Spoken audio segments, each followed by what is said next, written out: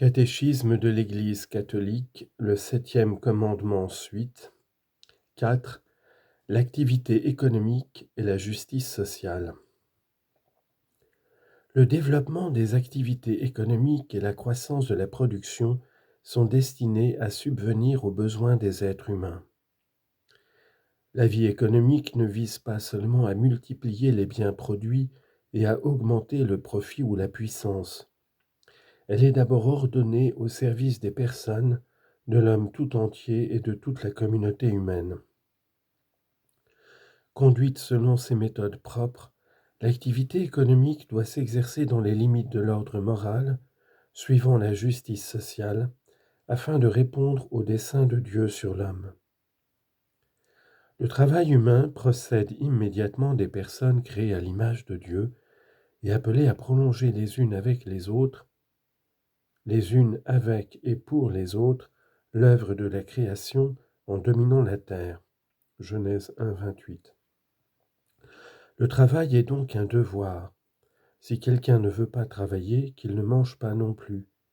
2 Thessaloniciens 3, 10 et 1 Thessaloniciens 4, 11. Le travail honore les dons du Créateur et les talents reçus. Il peut aussi être rédempteur. En endurant la peine du travail en union avec Jésus, l'artisan de Nazareth et le crucifié du calvaire, l'homme collabore d'une certaine façon avec le Fils de Dieu dans son œuvre rédemptrice.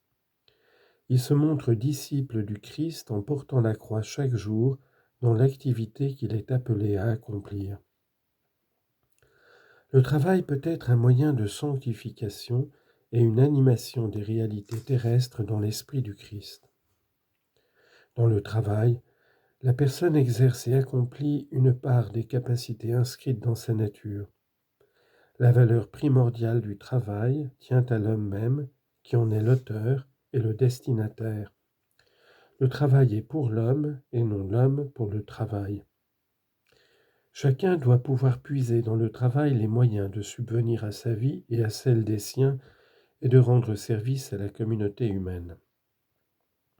Chacun a le droit d'initiative économique, chacun usera légitimement de ses talents pour contribuer à une abondance profitable à tous et pour recueillir les justes fruits de ses efforts.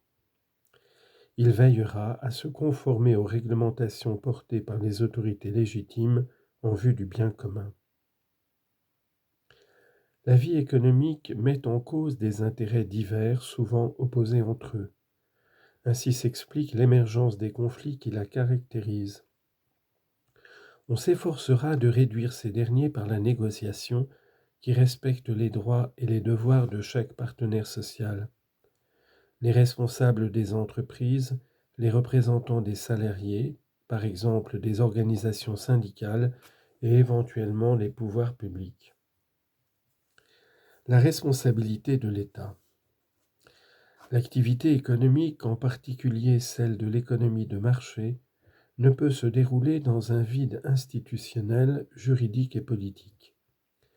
Elle suppose que soient assurées les garanties des libertés individuelles et de la propriété, sans compter une monnaie stable et des services publics efficaces.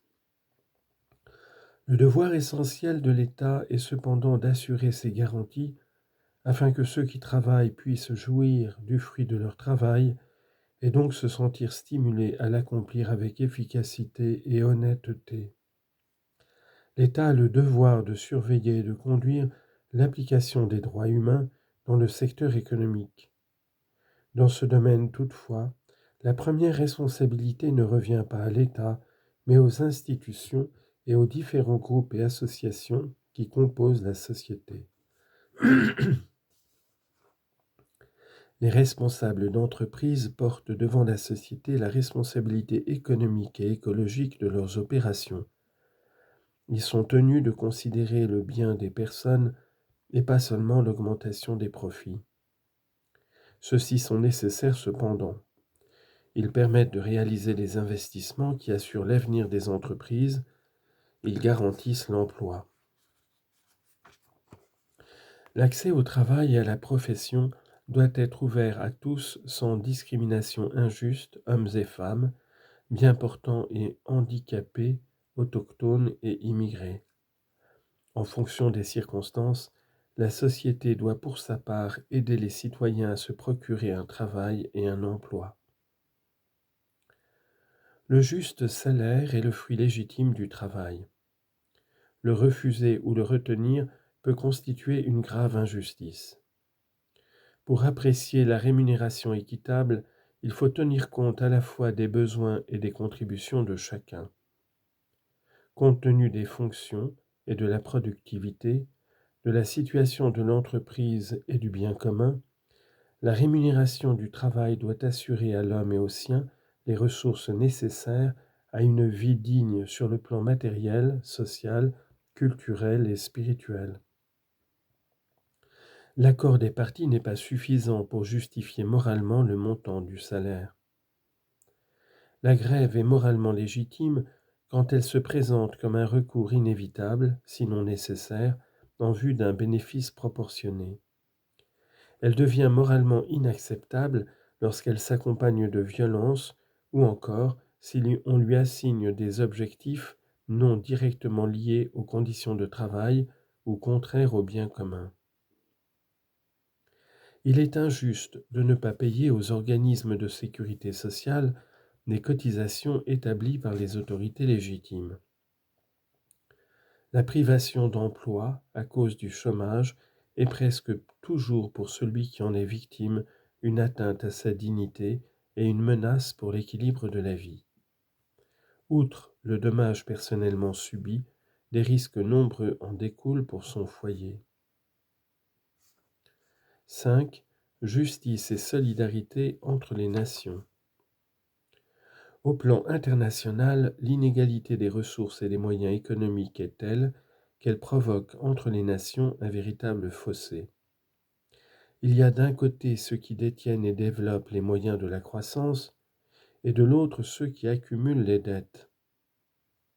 Diverses causes, de nature religieuse, politique, économique et financière, confèrent aujourd'hui à la question sociale une dimension mondiale. La solidarité est nécessaire entre les nations dont les politiques sont déjà interdépendantes. Elle est encore plus indispensable lorsqu'il s'agit d'enrayer les mécanismes pervers qui font obstacle au développement des pays moins avancés.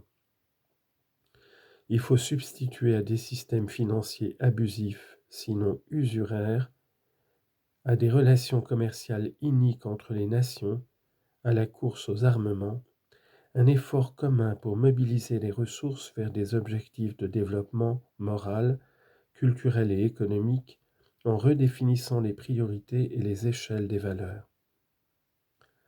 Les nations riches ont une responsabilité morale grave à l'égard de celles qui ne peuvent par elles-mêmes assurer les moyens de leur développement ou en ont été empêchées par de tragiques événements historiques. C'est un devoir de solidarité et de charité, c'est aussi une obligation de justice si le bien-être des nations riches provient de ressources qui n'ont pas été équitablement payées. L'aide directe constitue une réponse appropriée à des besoins immédiats, extraordinaires, causés par exemple par des catastrophes naturelles, des épidémies, etc. Mais elle ne suffit pas à réparer les graves dommages qui résultent des situations de dénuement, ni à pourvoir durablement aux besoins. Il faut aussi réformer les institutions économiques et financières internationales pour qu'elles promeuvent mieux des rapports équitables avec les pays moins avancés.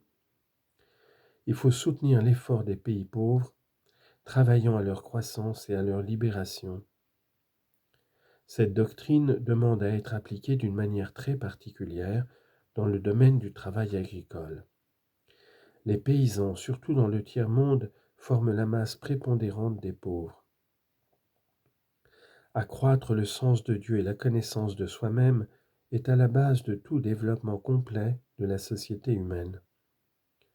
Celui-ci multiplie les biens matériels et les met au service de la personne et de sa liberté.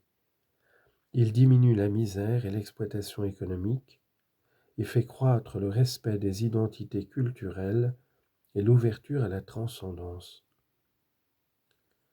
Il n'appartient pas aux pasteurs de l'Église d'intervenir directement dans la construction politique et dans l'organisation de la vie sociale. Cette tâche fait partie de la vocation des fidèles laïcs, agissant de leur propre initiative avec leurs concitoyens. L'action sociale peut impliquer une pluralité de voies concrètes. Elle sera toujours en vue du bien commun et conforme au message évangélique et à l'enseignement de l'Église. Il revient aux fidèles laïcs d'animer les réalités temporelles avec un zèle chrétien et de s'y conduire en artisans de paix et de justice.